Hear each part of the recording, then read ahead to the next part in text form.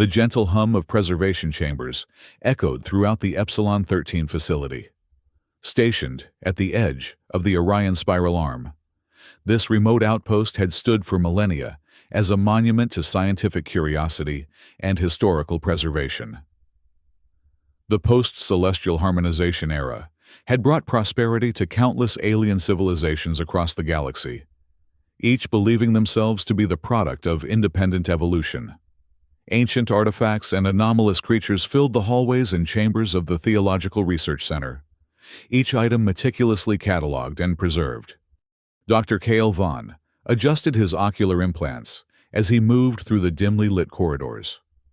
The Quantalian anthropologist had just been appointed as the coordinator for the Ancient Origins Project, a prestigious position that would grant him access to the most enigmatic artifacts recovered from across the galaxy. His silvery skin reflected the blue emergency lights as he made his way to the central control room. Dr. Vaughn, welcome to Epsilon 13. A holographic interface materialized before him. Your clearance has been approved for all sections, except Xenomorphic Containment Level 9. The Council is particularly interested in your assessment of Specimen H. Cale nodded. Specimen H, the supposed human. I've studied the preliminary data. An interesting historical footnote, but hardly the center of universal creation that ancient texts suggest. The Quantalian scientist had built his career on the theory that humans were merely one of many species that had briefly flourished and then faded into obscurity, like countless others. The mythology surrounding them, that they had once been a dominant force in the galaxy, was, in his professional opinion, an exaggeration born from fragmentary records and wishful thinking. This way, please. The hologram guided him deeper into the facility. They arrived at a massive preservation chamber, where a single stasis pod glowed with a soft amber light. Inside, suspended in a clear gelatinous medium, floated what appeared to be a humanoid figure. According to the records, this Morgan had been in suspended animation for over 50,000 cycles. Preparation for revival is underway, announced a technician. Specimen H will be conscious within the hour. Cale reviewed the protocol on his datapad. Remember, this is strictly for scientific observation. The specimen should be treated as a valuable archaeological artifact. Nothing more. Several hours later, Morgan sat upright on an examination table, wrapped in a thermal blanket, eyes darting around the room with surprising alertness for someone who had been in stasis for 50 millennia. The human's appearance was unremarkable, bipedal, without obvious genetic modifications, with skin that showed minimal signs of age, despite the impossibly long preservation. Can you understand me? Cale asked. Speaking in Standard Galactic, the linguistic common ground developed over thousands of cycles. Morgan stared at him for a long moment before responding in flawless, albeit strangely accented, Standard Galactic. Yes, where am I? What year is it? The room fell silent. The fact that the specimen could understand modern language was unexpected. You are in Research Outpost Epsilon 13, Cale explained carefully. By your calendar, it would be approximately the year $52,000 CE. Morgan's expression remained remarkably composed. 52,000. So the Legacy Project worked. Legacy Project? Cale's antenna twitched with interest. What is that? Before Morgan could respond, Dr. Ilara Shai, Cale's colleague and the facility's biological engineer, interrupted. Perhaps we should begin with the basic cognitive tests. We've prepared several artifacts from various eras to assess the specimen's recognition capabilities. The test began with simple tools recovered from ancient human ruins, primitive computational devices, medical instruments, and communication equipment dating back at least 40,000 cycles.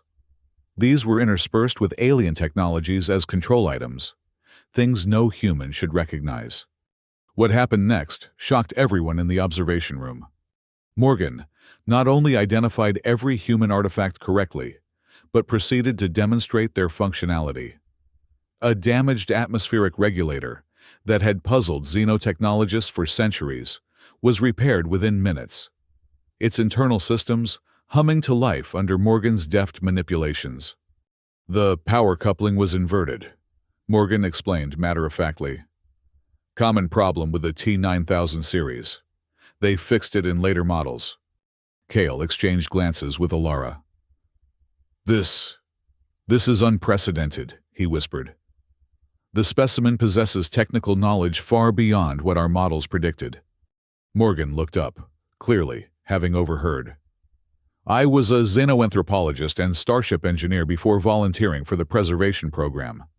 And I have a name. It's Morgan. Of course. Morgan, Cale corrected himself, feeling strangely embarrassed. Would you mind explaining how you're able to operate technology that has been obsolete for millennia? Obsolete? Morgan raised an eyebrow. This isn't obsolete. It's just been forgotten. The human gestured to the repaired regulator. This technology was designed to last for tens of thousands of years. That was the point of the Legacy Project, to ensure our knowledge wouldn't be lost. Before Cale could ask more questions, an alarm blared throughout the facility. Containment breach in xenomorphic interaction chamber, announced the automated system. Draconis vorax specimen has become agitated. All personnel evacuate immediately. Alara paled. Spike is loose again. That creature has killed 3 researchers already this cycle. Morgan stood up. Draconis vorax? I might be able to help. Absolutely not, Cale objected. You're a valuable specimen. I'm a person, Morgan corrected firmly. And I've handled Draconis species before. They were part of our ecosystem management program. Despite Cale's protests, Morgan was already moving toward the door. With no choice but to follow, Cale and Alara hurried after the human. They arrived at the observation deck overlooking the interaction chamber, where a massive reptilian creature, with iridescent scales and multiple rows of teeth, was thrashing against reinforced barriers. Security personnel were preparing stun weapons.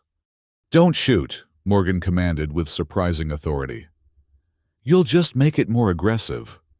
Before anyone could stop them, Morgan had entered the security code into the door panel, another impossibility that made Cale's mind reel, and stepped into the chamber with the beast. Morgan, get back here, Cale shouted into the intercom. That creature has killed experienced handlers. But something extraordinary was happening. The moment the Draconis vorax, nicknamed Spike by the facility staff, sensed Morgan's presence, its violent thrashing ceased. The creature turned its massive head, multiple eyes focusing on the human, and then, to everyone's astonishment, it lowered its body in what appeared to be a submissive posture. Morgan approached slowly, hand extended, speaking in a low, melodic language that the translation systems couldn't decipher. The creature responded with a rumbling sound that vibrated through the chamber. Impossible, whispered Alara. The genetic memory imprint. It's responding as if it recognizes a master, Cale finished, his scientific worldview crumbling before his eyes. Later, after Spike had been safely returned to its enclosure, a shaken Cale confronted Morgan in the conference room. How did you do that? No one has ever managed to pacify a Draconis vorax without sedatives. Morgan sat calmly, sipping the nutrient solution provided. They were engineered to recognize human genetic markers. It's a fail-safe mechanism we built into several species. I'm surprised the recognition pattern has remained intact after so many generations. Engineered, Cale repeated. Are you suggesting humans created that species? Created, modified, guided. The terminology varied depending on the era and the specific project. Morgan explained. The Draconis line was particularly challenging. We needed them for terraforming operations on high methane planets. Cale's mind was racing. If what Morgan was saying was true, it would overturn millennia of established xenobiological theory. I need to see more evidence, he said finally. "These claims are extraordinary." Morgan smiled faintly. "I can show you, but not here. This facility was built over one of our outposts. There's a network of tunnels beneath us that your people haven't discovered yet." "That's impossible," Alara interjected. "We've conducted thorough scans of the entire structure." "Not with the right frequencies. You haven't," Morgan countered.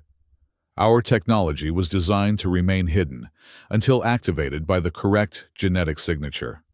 Kale should have reported this conversation immediately to the Unified Council. Protocol demanded it.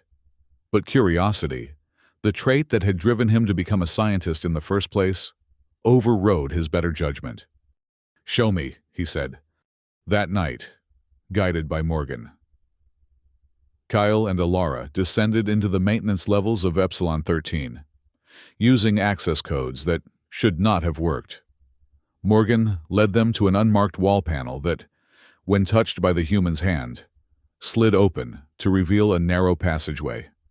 "This can't be," Alara muttered as they entered a corridor lined with unfamiliar symbols etched into metallic walls. "These markings don't match any known language in our databases." "It's first script," Morgan explained, running fingers over the inscriptions. "The original human writing system, developed before we standardized communication for the seeding initiative." As they ventured deeper, the architecture changed dramatically. Clean, geometric lines gave way to curved, organic forms that seemed to pulse with a faint, internal light. The air grew warmer, carrying a scent like nothing Kale had experienced before. "What is this place?" he asked, voice hushed with awe. "The Legacy Vault," Morgan replied. "One of thousands we established across the galaxy before the dispersion mission."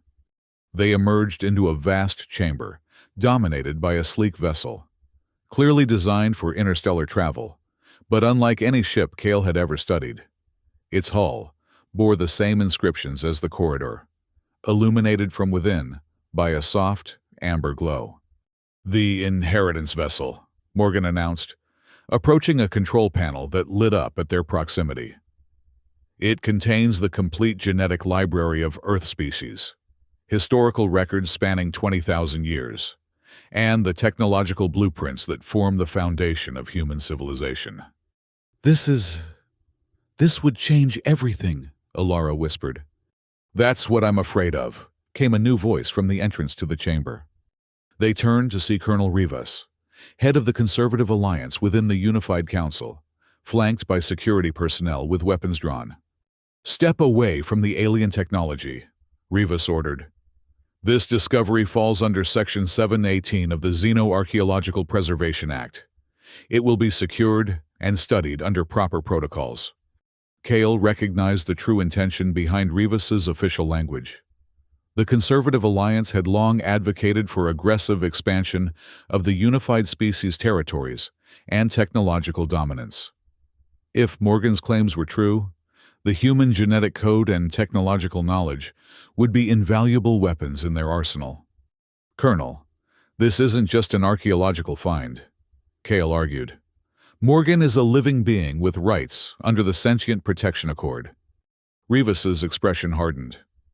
"Specimen H is property of the Unified Council, cataloged and preserved for scientific study. Its biological components will be analyzed thoroughly, including full genetic dissection if necessary." Morgan tensed beside Kale. "That won't be happening, Colonel." "You don't have a choice," Rivas smiled coldly. "Security. Secure the specimen and the vessel for transport." But as the security personnel advanced, Morgan pressed a sequence of patterns on the control panel. The entire chamber hummed to life, and the inscriptions along the walls brightened to an almost blinding intensity. "Authorization, Morgan Kethry, Earth Legacy Custodian. Activation code Prometheus Omega 913, Morgan spoke clearly. The ship, the Inheritance Vessel, responded immediately.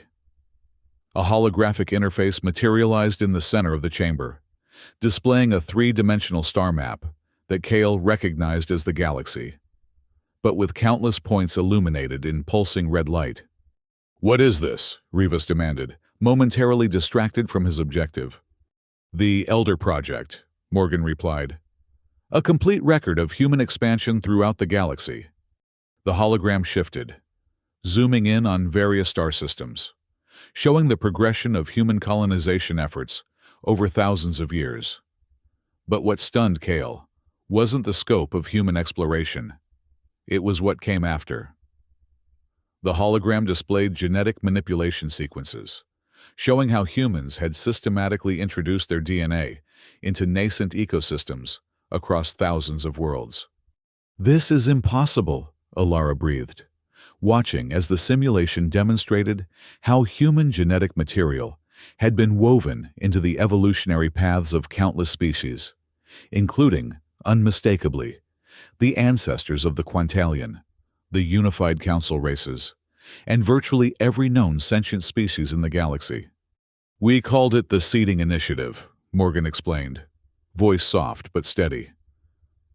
"When we realized our civilization wouldn't survive in its original form, we ensured our genetic legacy would continue. Humans didn't just explore the galaxy. We became the progenitors of most intelligent life within it." Kale's world tilted on its axis. The implications were staggering. If what he was seeing was true, then humans weren't just another extinct species. They were the original ancestors, the elder species from which all others had evolved, guided by deliberate genetic manipulation spanning tens of thousands of years.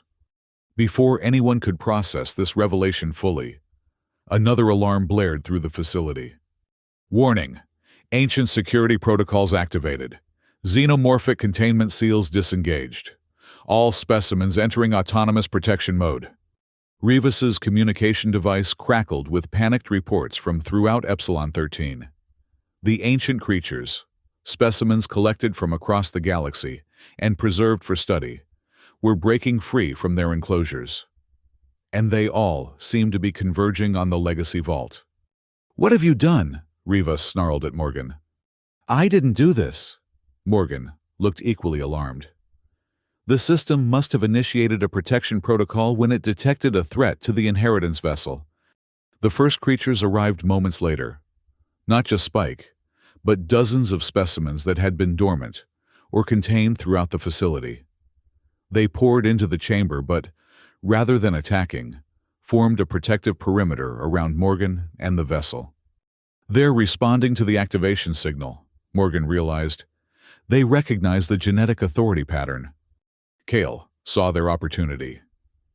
"Colonel, your security forces are outmatched. These creatures won't attack unless you threaten Morgan or the vessel. We need to de-escalate this situation before the entire facility is compromised." Rivas hesitated, clearly calculating his options as more creatures joined the growing contingent around Morgan. "This isn't over," he finally said, lowering his weapon. "The Council will hear about this discovery, and they will decide the fate of the specimen and this technology." "My name is Morgan," the human corrected firmly, "and I think it's time for me to address your council directly." The emergency session of the Unified Council convened 3 days later. Representatives from all major species gathered in the central chamber of Epsilon 13, now secured following the containment breach. Morgan stood before them, no longer wearing the simple garments provided upon revival, but dressed in attire recovered from the inheritance vessel, a fitted uniform of unknown material that seemed to shift colors with movement. Kyle and Alara stood nearby as scientific advisors, while Colonel Rivas represented the security interests of the Conservative Alliance. The tension in the chamber was palpable. "Council members," Morgan began, voice clear and authoritative. "I understand that what I'm about to share will challenge everything you believe about your origins and place in the galaxy. But the evidence cannot be disputed." Over the next hour, Morgan presented the data recovered from the inheritance vessel, now verified by multiple scientific teams. The holographic displays showed irrefutable genetic links between human DNA and the foundational structures of every represented species. The Council watched in stunned silence as the presentation detailed how humans had systematically integrated their genetic material into evolving life forms across thousands of worlds, guiding their development toward intelligence and compatibility. The Legacy Project wasn't just about preservation, Morgan explained. It was about continuation. When we realized that human civilization as we knew it couldn't survive the coming challenges, we chose to become the architects of what would follow. And you expect us to believe that your kind, a species we thought extinct, is responsible for our very existence?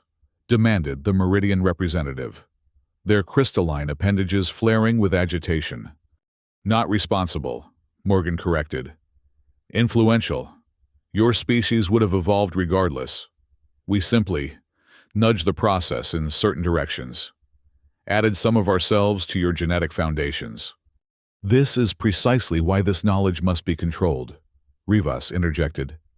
If the human possesses the genetic keys to all our species, they represent both a tremendous resource and a potential threat. I propose immediate sequestering of the specimen and all associated technology for proper military assessment. Kale stepped forward. Council members, I've spent the past 3 days verifying the data from the inheritance vessel. As a scientist, I must report that the evidence is conclusive. Humans did indeed influence the evolutionary paths of our ancestors through sophisticated genetic engineering. But that doesn't justify treating Morgan as a laboratory specimen or weapon. What would you suggest, Dr. Vaughn? Asked the council elder, a venerable Arcturian whose multiple eyes blinked with curiosity. A collaborative approach, Kale replied. Morgan has expressed willingness to share knowledge from the human archives, medical advancements, sustainable energy technologies, ethical frameworks for genetic modification that could benefit all our species. But this must be done through cooperation, not coercion. The debate raged for hours. Some council members saw the revelation as an opportunity for advancement, others as a threat to their species' identity and autonomy. The Conservative Alliance, led by Rivas, pushed for immediate control of the human asset and associated technology. Progressive members advocated for Morgan's rights as a sentient being and a measured approach to integrating the newly discovered knowledge. Throughout it all, Morgan remained calm, answering questions with patience and clarity. The human neither claimed superiority nor apologized for the actions of their ancestors.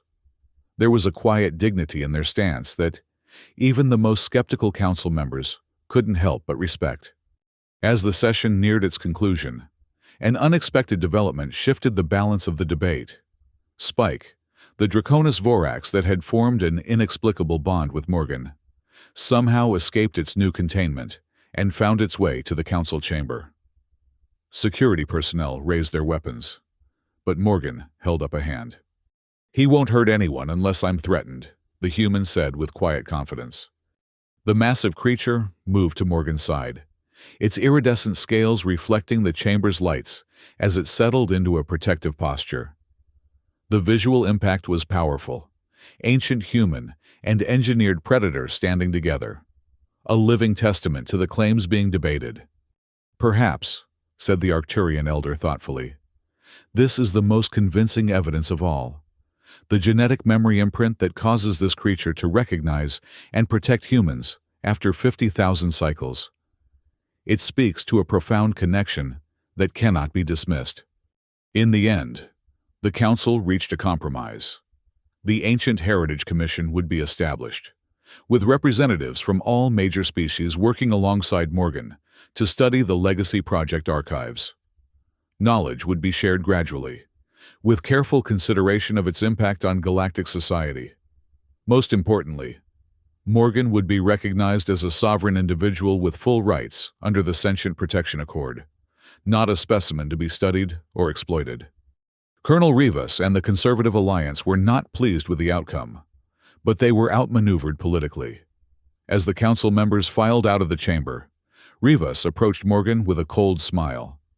"This isn't over, human," he said quietly. "Your kind may have shaped our past, but we will determine our own future." "I wouldn't have it any other way," Morgan replied. "That was always the point of the Legacy Project, to give you the foundation, not to control what you build upon it.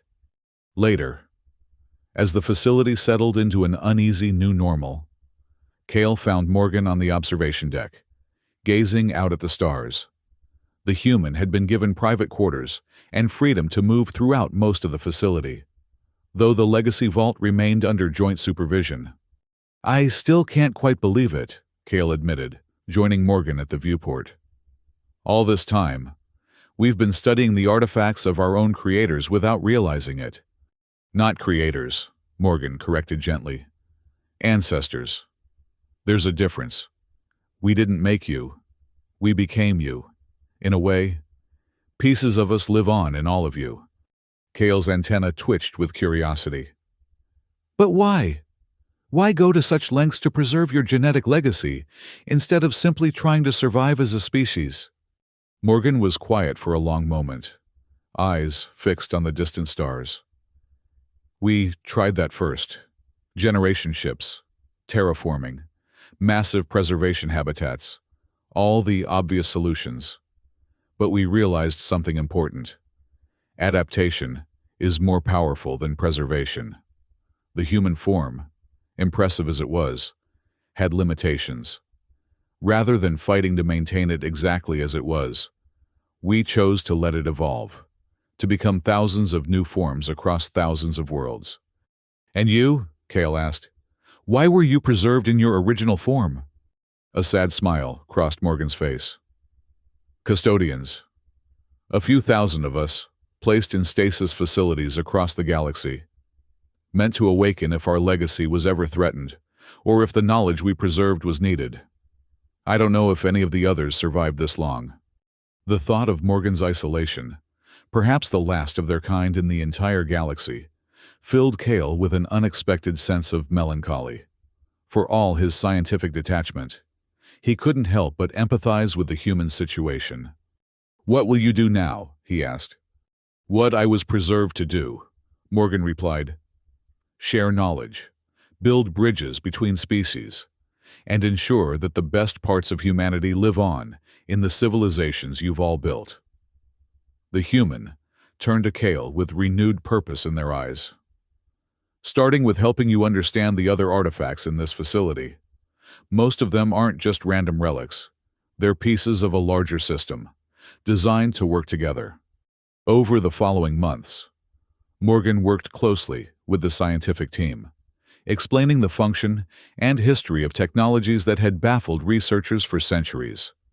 The human's knowledge transformed Epsilon 13 from a mere research outpost into the galaxy's preeminent center for studying the newly discovered human legacy. Not everyone welcomed these developments. Colonel Rivas and his supporters continued to advocate for more aggressive exploitation of the human genetic templates and technologies with military applications. Political pressure mounted from various factions within the Unified Council, each with their own agenda for how the ancient knowledge should be used. Through it all, Cale found himself increasingly drawn to Morgan, not just as a scientific subject, but as a colleague and, surprisingly, a friend. The human's perspective, shaped by experiences from a civilization long vanished, offered insights that challenged Cale's thinking in unexpected ways. "Your people believe that knowledge must be earned through individual effort," Morgan observed one evening as they cataloged artifacts in the main laboratory. "It's why you're so resistant to the idea of sharing the legacy archives openly." "Knowledge without understanding is dangerous," Kyle replied. "If we simply distribute advanced technologies without the cultural and ethical framework to use them responsibly, we risk chaos." Morgan nodded. "Humans learned that lesson the hard way. It's actually reassuring to see that wisdom reflected in your approach." The human paused, looking thoughtful. "Though I suspect your conservative alliance would disagree. Rivas and his supporters see power, not wisdom, in the legacy archives." Cale agreed. "They would use human genetic templates to create biological weapons, your terraforming technology to claim contested worlds. Which is precisely why the custodian protocol includes safeguards," Morgan said. The most dangerous knowledge in the archives is genetically locked. It can only be accessed with the proper authorization, a combination of specific DNA sequences and consciousness patterns that evolved specifically in humans. Before Kale could respond, an alarm blared throughout the facility, not the standard security alert, but a deeper, resonating tone that seemed to vibrate through the very structure of Epsilon 13. "That's the vault alarm," Morgan said, suddenly alert. "Someone's trying to force access to the inheritance vessel." They rushed to the legacy vault, only to find security personnel unconscious outside the sealed entrance. The door itself showed signs of forced entry. Molecular disruptors had been used to bypass the ancient locking mechanism. Inside, they found Rivas and a team of specialists surrounding the inheritance vessel.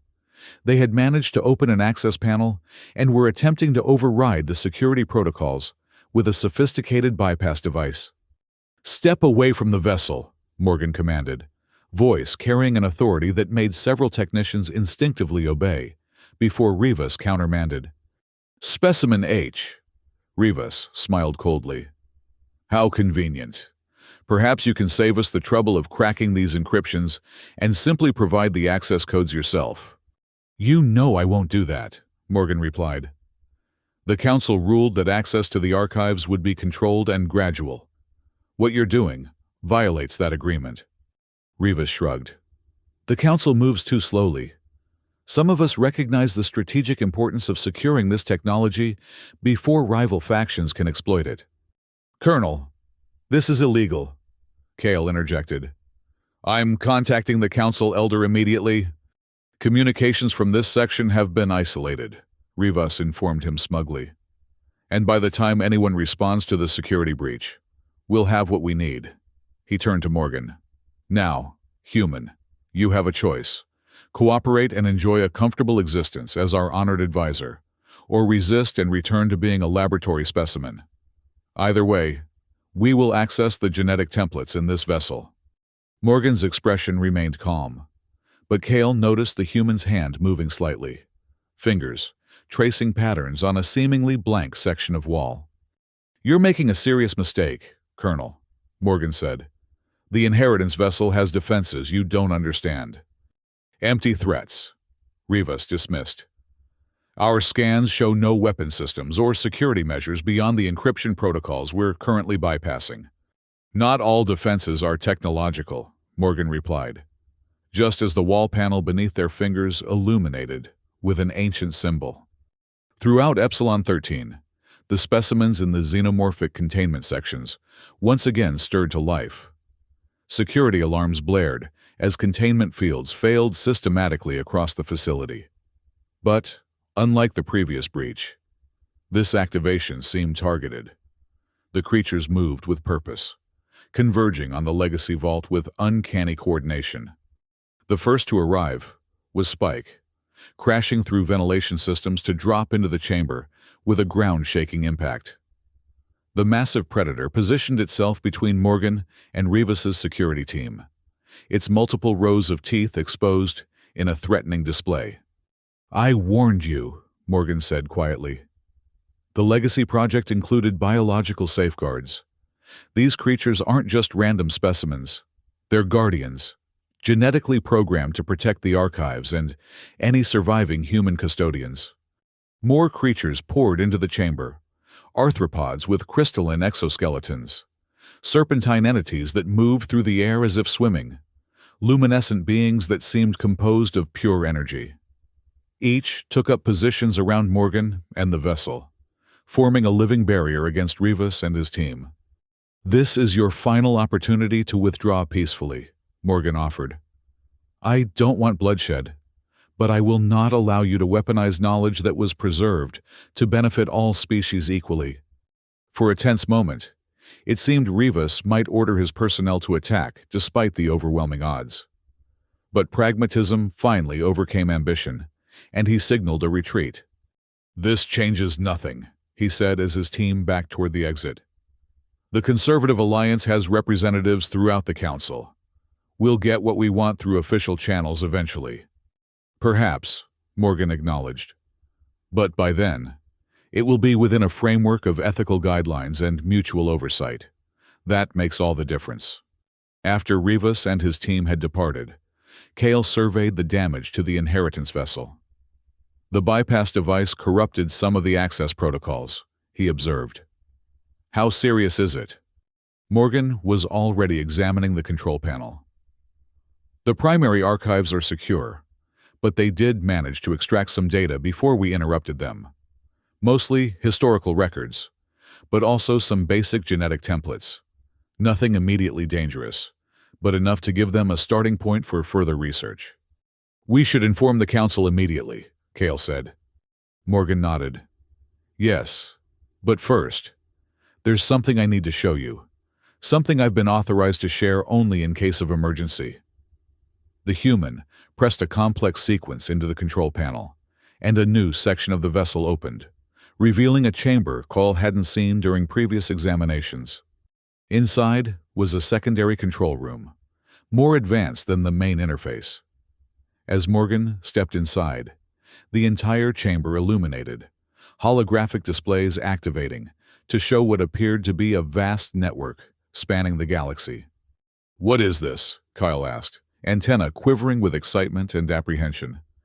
The Complete Legacy Network, Morgan explained. Epsilon 13 isn't unique. There are 43 other facilities like this scattered throughout the galaxy, each with its own inheritance vessel and custodian. The display highlighted various points across the galactic map, some in regions controlled by the Unified Council, others in uncharted space or territories belonging to species not aligned with the Council. Are you saying there are other humans still in stasis? Kyle asked, mind racing with implications. Morgan nodded. If they've survived. This network allows communication between custodians and coordination of the legacy archives. I can send an awakening signal to the other facilities, but there's no guarantee anyone else remains viable after 50,000 cycles. Why show me this now? Kale asked. Because Rivas is right about one thing. Eventually, the Conservative Alliance or some other faction will gain access to portions of the legacy archives. When that happens, we'll need balance, multiple perspectives and approaches to ensure the knowledge is used wisely. Morgan looked at Kale intently. I'm trusting you with this information because you've demonstrated that you value understanding over power. If something happens to me, someone needs to know the network exists. The revelation of the Legacy Network transformed the political landscape within the Unified Council. When presented with evidence that human archives existed throughout the galaxy, potentially accessible by rival powers or independent species, even the Conservative Alliance had to acknowledge that cooperation was preferable to a dangerous race for ancient technologies.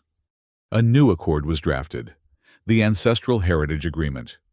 It established protocols for awakening other custodians if they existed, studying the legacy archives with appropriate ethical oversight, and gradually integrating viable technologies into modern galactic society. Most importantly, it affirmed that no single faction would control access to the human legacy. Morgan was appointed as the chief heritage consultant, working with representatives from all major species to interpret and contextualize the knowledge preserved in the inheritance vessel. Kale, whose reputation had grown considerably following the events at Epsilon 13, was named scientific liaison to the newly formed Heritage Commission. It's not a perfect solution, Kale observed, as they reviewed the final agreement in Morgan's quarters. The Conservative Alliance still has significant influence within the Oversight Committee. Perfect solutions rarely exist, Morgan replied with a small smile. Humans learned that lesson repeatedly throughout our history. The important thing is that knowledge will be shared with appropriate safeguards, not hoarded or weaponized. And what about you? Kale asked. You're potentially the last of your kind in this region of the galaxy. Does that ever trouble you? Morgan was quiet for a moment, gaze distant. Every day. But then I remember that in a very real sense. I'm not the last human. Pieces of human DNA exist in every intelligent species we've encountered. Our legacy continued, just not in the form we originally imagined. The human turned to look out at the stars, visible through the viewport. And there's still the legacy network. If even one other custodian survived, I won't be alone. In the months that followed, Morgan initiated contact protocols with the other legacy facilities. Most returned no response. Their systems degraded beyond functionality, or the facilities themselves lost to natural disasters over the millennia. But 3 responded with automated acknowledgments. Their custodians either still in stasis or recently awakened like Morgan. The discovery sparked renewed hope and activity throughout Epsilon 13. Preparations began for expeditions to the responding facilities, with Morgan insisting on personally leading the mission to the nearest location. On the eve of their departure, Kale found Morgan at the observation deck again, gazing at the stars with Spike resting contentedly nearby. The creature had become Morgan's constant companion, a living link to Earth's ancient past. "Nervous about tomorrow?" Kyle asked, joining the human at the viewport. "Anxious," Morgan admitted. "Hopeful, but preparing myself for disappointment. 50,000 cycles is a long time. The responding signals could be automated systems with no viable custodians." "Either way, you've accomplished something remarkable," Kale said. "You've changed how we understand our own history, our origins. Whatever happens next, that legacy is secure." Morgan smiled faintly. "Legacy is a strange concept. My ancestors believed they were preserving human civilization by seeding our DNA across the galaxy. In a way, they succeeded beyond their wildest dreams. Humanity didn't just survive. It evolved into thousands of new forms, each adapted to its environment, each carrying forward some essential spark of what we were. And yet, they also preserved you, unchanged, a living connection to the original form." Kyle observed. "Perhaps they understood something important," Morgan replied thoughtfully. "That evolution needs both change and continuity, new forms and remembered wisdom." The human turned to Kale with renewed purpose. "That's what we're building now, a bridge between what was and what can be." As their ship prepared to depart the following day, a small ceremony was held in the main hangar. Representatives from the Unified Council, scientists from Epsilon 13, and even a reluctant Colonel Rivas gathered to wish the expedition success. The inheritance vessel had been carefully transferred aboard the research ship, secured in a specialized containment bay. Morgan stood on the boarding ramp, no longer the confused specimen who had awakened months earlier, but a confident figure with a clear purpose. The human surveyed the gathered crowd, nodding in acknowledgement of their presence. "Whatever we find out there," Morgan addressed them, "remember that it belongs to all of you. The human legacy isn't just artifacts and technology. It's the connections between all your species, the shared heritage that unites you despite your differences. We became the galaxy's elder species, not through conquest or domination, but through the most fundamental act of love, passing our essence to future generations and trusting them to build something better than what came before." With those words, Morgan boarded the ship, followed by Kale, Ilara, and the research team. Spike, now officially designated as a biological cultural artifact, lumbered up the ramp behind them, its massive form somehow managing to appear dignified in the solemn moment. As the ship lifted off, Morgan stood at the viewport, watching Epsilon 13 recede into the distance. The human's expression was contemplative, balancing the weight of the past with hope for the future. "Do you think we'll find others like you?" Kale asked, joining Morgan at the observation window. "I don't know," Morgan answered honestly. "But even if we don't, even if I am truly the last human in the original form, our journey continues. In you, in all the species that carry fragments of our DNA, in the knowledge we preserved and the worlds we helped shape."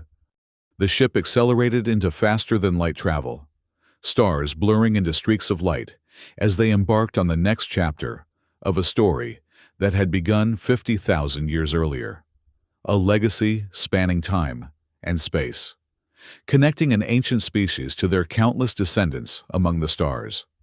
Morgan placed a hand on the cool surface of the viewport, as if reaching toward the infinite possibilities that lay ahead.